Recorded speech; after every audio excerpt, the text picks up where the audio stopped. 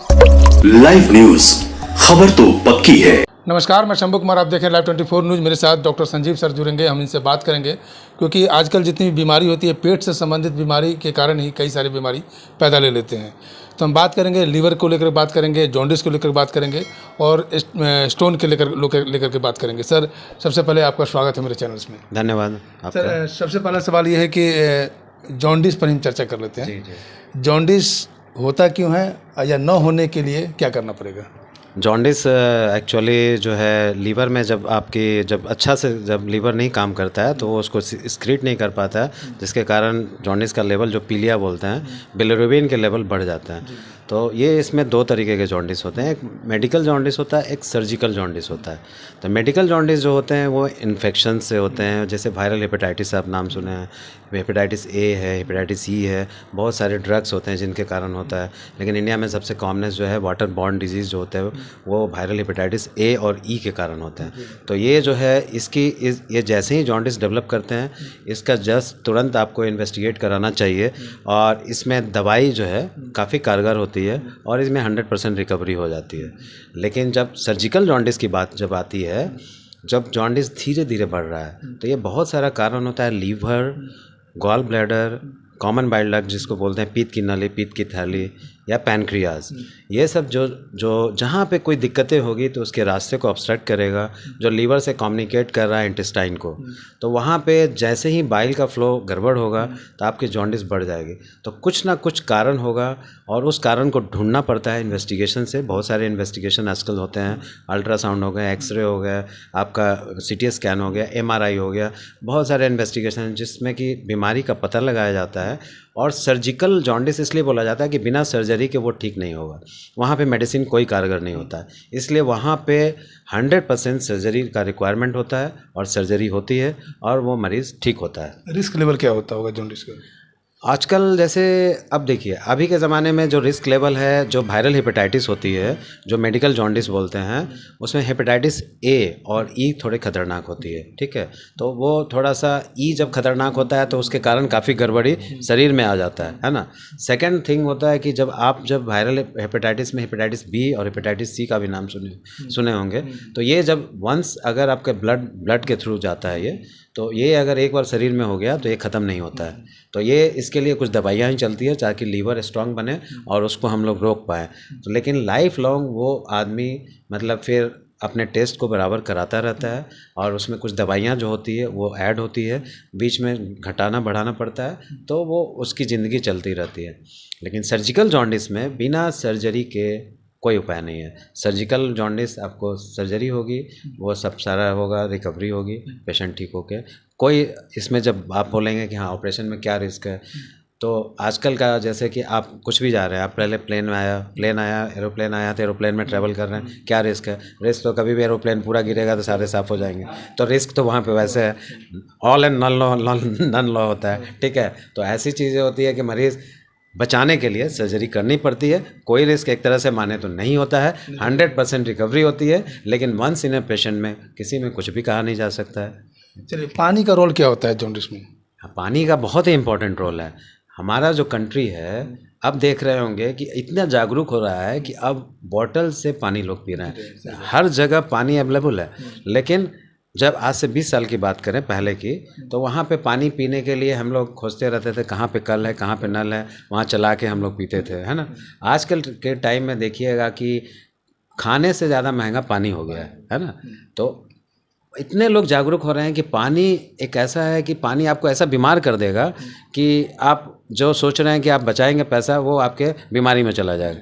तो water borne जो infection के कारण जो बीमारियां हो रही है, जिसमें वायरल हेपेटाइटिस बहुत कॉमनेस्ट है, तो इसको हम लोग उस पानी से प्रिवेंट कर सकते हैं। पानी को मुख्य कारण मान सकते हैं? एकदम, पानी को बहुत ही मुख्य कारण माना जाता है। हाथ जैसे धोना है, सैनिटाइजेशन है ना। जब भी वेजिटेबल्स को धो के खाएं, अच्छे से पका के खाएं।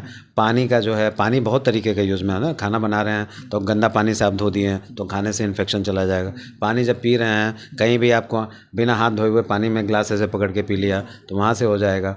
तो ऐसा है कि हम लोग अगर थोड़ी सी अलर्ट रहें तो बीमारी को 100% हम लोग बचा सकते हैं। हाँ सर, स्टोन की हम बात करते हैं अब। ऐसा क्यों कहा जाता है कि महिलाओं को स्टोन ज़्यादा होते हैं?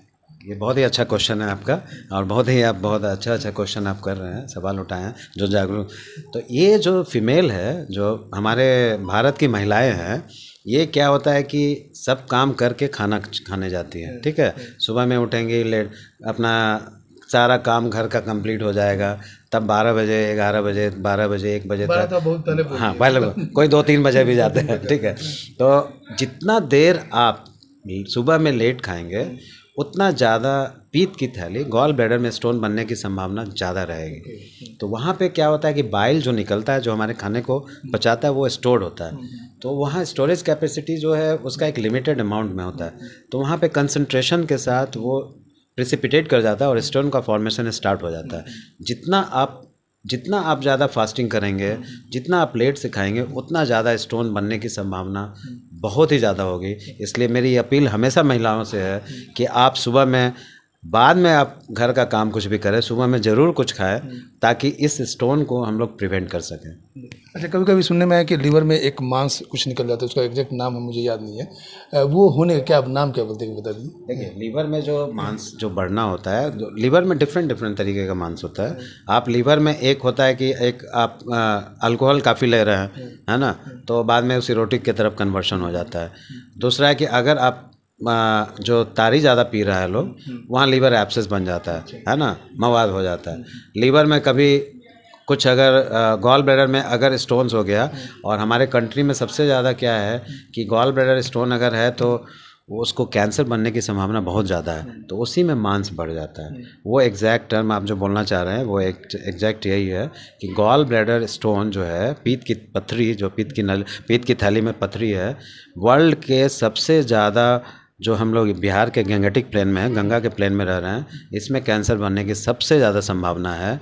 इसलिए अगर किसी को पेट में दर्द हो या ना हो, अगर गॉल ब्लैडर स्टोन अगर मिलता है तो उसको ऑपरेट ज़रूर कराना चाहिए। और आजकल लेज़र या लैप्रोस्कोपी जो बोलते हैं, उससे पेशेंट 1 दिन में ऑपरेशन के बाद डिस्चार्ज होकर चला जाता है। अच्छा, वो ऑपरेशन होने के बाद कोई चांस है कि 1-8% इसका रहना? नहीं, उसी को प्रिवेंट करने के 1% चांस को भी कम करने के लिए लैप्रोस्कोपी किया जाता है, उसी को। इसलिए वो एक बार अगर हट जाए, गॉल ब्लैडर स्टोन्स अगर निकल जाए, तो वहाँ पे आप उसके इंसिडेंस को, उसके संभावना को आप जीरो कर सकते हैं। अच्छा, लीवर को सुरक्षित रखने के लिए अगर प्रिवेंट मतलब स्टार्टिंग एज में हो, तो लीवर को सेफ रखने के लिए क्या करना है? उसका खाने का रूटीन क्या होना चाहिए, या किस तरह एक्सरसाइज या योगा या इस तरह की कुछ है क्या? बहुत ही अच्छी आपके सवाल है। अगेन, हमारे भारत के नागरिक और बिहार के नागरिक इससे ज़रूर ये लेंगे। तो मेरा ये कहना है कि आप, जब बोला जाता है हेल्दी माइंड, हेल्दी लीवर, ये सब होना चाहिए, ठीक है, आप तब हेल्दी लाइफ स्टाइल्स होगा। आप सबसे पहले है कि हम लोग जो खान पान का स्टाइल है, हम लोग के इंडिया में मतलब बहुत पहले से, सदियों से अच्छा चला आ रहा है, ऐसा नहीं है। लेकिन अभी काम के मामले में लोग इतने काम में अपने बिजी हो गए हैं, और या महिलाएं या पुरुष वो स्किप कर देते हैं अपने खाने को, लेट से खाते हैं, या कुछ इतना ज़्यादा ये चाइनीज़ फूड्स आ गया है जो कि हमारे कंट्री को इफ़ेक्ट भी कर रहा है काफ़ी।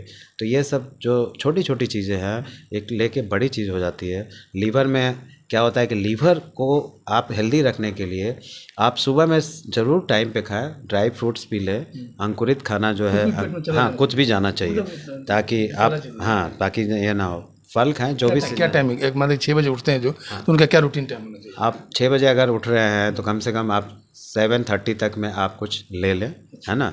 जो भी आप ड्राई फ्रूट्स हो गए, या रात में फुला रहे हैं आप कुछ भी, आलमंड्स हो गया या अखरोट हो गया, या इस तरह की चीज़ें। गरीब फैमिली तो सत्तू भी पी लेते चलेगा। हाँ, या गरीब फैमिलियों में भी मेरा ये कहना है कि कुछ भी मुंह से जाना चाहिए, ठीक है। सत्तू सबसे अच्छा सोर्स होता है फूड्स का, और उसमें प्रोटीन्स की मात्रा बहुत अच्छी होती है, और बहुत ही हेल्दी डाइट होता है वो। तो आप अगर गांव में और देहात में भी रह रहे हैं तो ज़रूर आप सत्तू का सेवन ज़रूर करें, वो आप इंडिकेटेड है।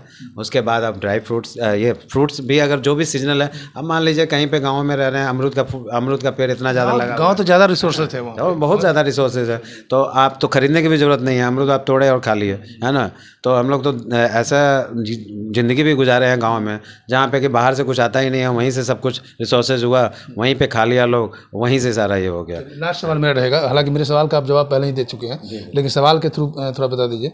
कॉन्स्टिपेशन आजकल ज़्यादा हो रहे हैं, तो तो कॉन्स्टिपेशन से छुटकारा कैसे किया जाए, कैसे निजात हो? सबसे पहले तो आप हरी सब्जियों का सेवन बहुत करें। कॉन्स्टिपेशन अगर दूर करना है तो सबसे बेस्ट सोर्स ऑफ उसका जो आप प्रिवेंट कर सकते हैं वो ग्रीन वेजिटेबल्स है। हरी सब्जी जो भी मिले वो खाना है। दूसरा चीज़ है कि पानी की मात्रा की क्वांटिटी 3 से 4 लीटर कम से कम पीना है 24 आवर्स में। जितना आप पानी पिएंगे उतना आपका मतलब सर्कुलेशन अच्छा होगा और गंदी मतलब जो भी एक्सक्रीटरी मटेरियल टॉक्सिन है वो बाहर निकल जाएगी। तो ये दोनों चीज़ें साथ में ज़रूर व्यायाम करें और एक्सरसाइज करें, वो भी बहुत ज़रूरी है।